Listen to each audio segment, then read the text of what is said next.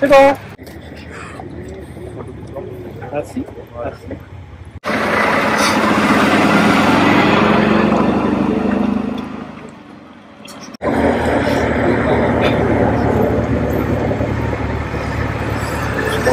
On est venu ici, donc la préfecture et le colonel commandant de groupement de la gendarmerie sur ce contrôle à Saint-Avé pour passer un double message. Un message d'abord de responsabilité et un message aussi de fermeté. Ça fait, et on va le dire, 2 week-ends qu'on constate une série noire dans le département avec deux décès sur la route, 2 décès évidemment de victimes qui par ailleurs ne sont pas à l'origine de l'accident. Origine de l'accident qui est due évidemment à des conducteurs en état d'ébriété dans les 2 cas, donc avec notamment une victime décédée qui était une femme enceinte. Donc des chiffres 2024 de la sécurité routière qui pourraient être meilleurs. On constate avec les forces de l'ordre un net relâchement en termes de vigilance sur la route et en particulier sur les addictions. Il faut retenir finalement un seul chiffre, c'est 10%. On a à la même période l'année dernière 10% d'accidents en plus dans le département du Morbihan. On a 10% de décès en plus à la même période, 42 décès alors que nous étions à 38-39 l'année dernière, à la même période. Et surtout 10% de suspension de permis en plus.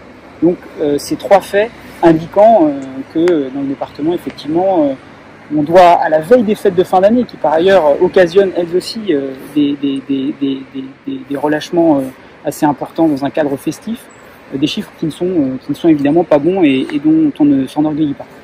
Qu'est-ce qui peut expliquer les faits, alors sur les causes, je ne saurais pas le dire avec précision. C'est évidemment des conduites addictives qui sont nettement en augmentation. Alors on parle souvent de l'alcool, je tiens à le dire. L'alcool est déjà très haut en termes dans la responsabilité des décès, donc c'est la cause numéro 1, très loin devant les faits de vitesse notamment. Donc c'est la responsable aussi de la moitié des suspensions de permis. Et ce qu'on constate également, et ce qui peut expliquer aussi l'augmentation en volume, j'ai envie de dire, du phénomène, c'est aussi les stupéfiants, et d'ailleurs le ministre de l'Intérieur l'a encore rappelé ces dernières semaines, sont un phénomène qui est en constante augmentation et qui vient peut-être en partie expliquer, et je pense qu'il y a aussi d'autres facteurs que l'on ne maîtrise pas à ce jour, mais qui expliquent ce bilan qui n'est pas formidable. La drogue au volant, c'est un phénomène qui se développe vraiment ou c'est parce qu'il y a de plus en plus de contrôles spécifiques? Non, je pense que c'est un phénomène qui se développe. Les contrôles évidemment se renforcent. Et d'ailleurs, je suis venu aujourd'hui le dire au nom du préfet que l'on va renforcer les contrôles, au regard notamment de ces chiffres qui laissent à désirer, comme je l'ai dit. Non, je ne pense pas que ce soit uniquement un effet de davantage de tests qui crée la hausse du nombre d'infractions. Je pense tout simplement que c'est aussi une consommation qui est plus diffuse. On a tendance à le rappeler, surtout nous, en volet prévention, un discours autour de la drogue qui est toujours plus ludique, toujours plus récréatif, et on oublie que au bout de la chaîne, on peut mettre des vies en danger. Sur ce volet prévention, quelles mesures sont mises en place? Alors nous, on renforce évidemment au travers d'un partenariat avec de nombreuses associations sur le territoire. Je pense notamment à Addiction. Il y a énormément de crédits qui sont utilisés avec le renfort aussi des collectivités locales qui passent des messages en proximité, parfois même sur des lieux festifs, auprès de discothèques, dans des bars, sur ce volet. Donc il y a évidemment ce discours-là. Et en bout de chaîne, il y a évidemment la répression, je tiens à le dire, pour des personnes qui se rendent responsables de ce délit, de conduire notamment sous l'effet de stupéfiants. On est sur un barème de suspension de permis qui est très lourd. On peut penser que fumer un joint et prendre le volant, c'est pas grave. Eh bien, si on se fait contrôler avec un taux de THC positif dans le cadre d'un contrôle, c'est 6 mois de suspension de permis. Les principales causes des décès qu'il y a pu avoir, c'est donc l'alcool? Alors, l'alcool, sur les 42 accidents qui ont causé au moins un mort cette année, l'alcool c'est dans à peu près 40% des cas. Alcool seul dans 40% des cas. Et le deuxième facteur d'accidentologie mortelle, c'est la vitesse. Et parfois, évidemment, il y a un cumul alcool-vitesse. Et ce que l'on constate, mais ça rejoint la question qui a été posée tout à l'heure et qui peut expliquer aussi une augmentation du phénomène, c'est qu'on constate également un phénomène qui est maintenant conjugué alcool et stup.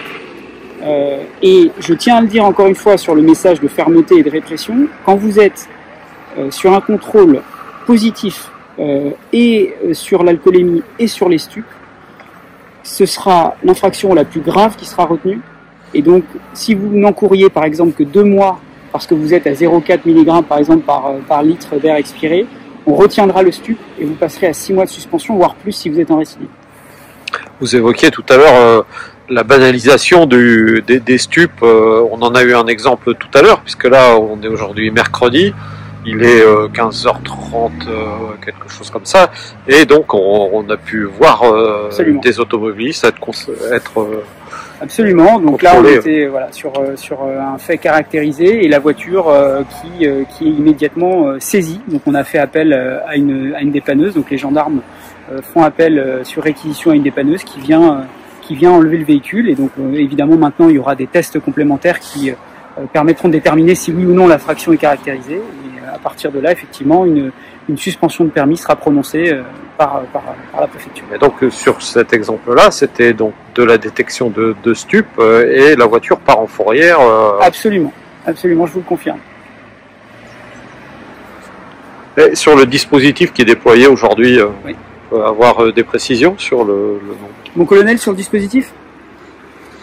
Donc Aurélien Hardier, le colonel commandant de groupement, évidemment que beaucoup connaissent, j'imagine. Bonjour à tous. Ouais, effectivement, le dispositif qui est mis en place aujourd'hui, c'est un dispositif assez classique de contrôle des flux qui est piloté par l'escadron départemental de sécurité routière, donc les motards, renforcé par la compagnie de gendarmerie de Vannes.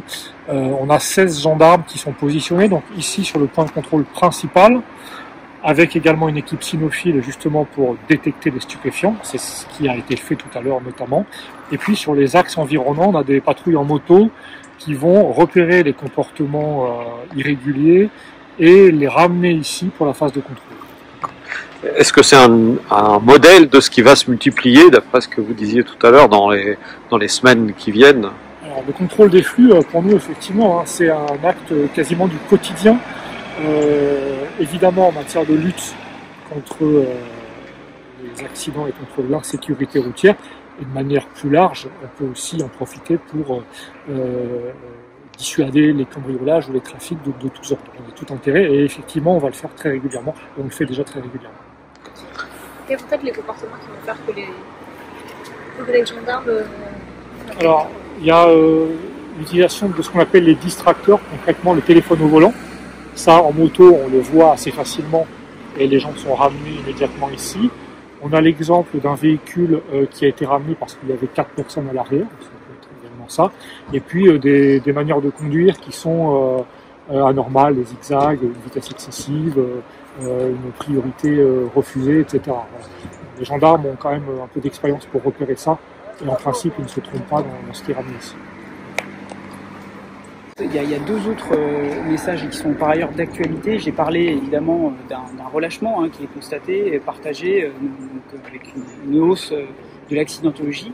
Mais il y a aussi une vigilance à avoir dans un contexte aussi météorologique qui va se dégrader. Il y a 2 départements bretons qui ont été placés en vigilance orange, donc département voisin des Côtes-d'Armor. Donc évidemment, si vous rajoutez à une conduite sous l'empire d'un stupéfiant ou de l'alcool, en plus une route glissante verglacée, là on commence à arriver sur un niveau de dangerosité extrême. Il y a ce premier sujet, et le deuxième que l'on constate aussi et que vous retrouverez dans les éléments qu'on vous a communiqués, c'est aussi l'augmentation des faits accidentogènes sur des publics fragiles. Je pense particulièrement aux piétons aussi, mais aussi aux trottinettes qui peuvent elles aussi se retrouver victimes d'un comportement inapproprié au volant. Donc vigilance maximum de ce point de vue-là aussi. Demain, il y aura une opération à Vannes, notamment pour sensibiliser justement à la fragilité de ces publics qui peuvent très vite se retrouver renversés ou bousculés par des automobilistes peu vigilants et regardants. Donc voilà, c'est ce double message, je pense. Protégeons aussi les usagers de la route, donc fragiles, qui sont évidemment très exposés. Et deux, le sujet qui est important, c'est les mois qui viennent vont être sur le front de la météo beaucoup moins favorable, qui nous appellent tous à plus de vigilance au volant.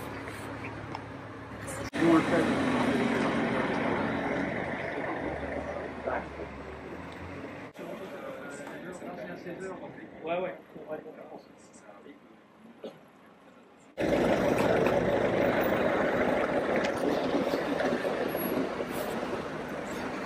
C'est plus ça. Ouais.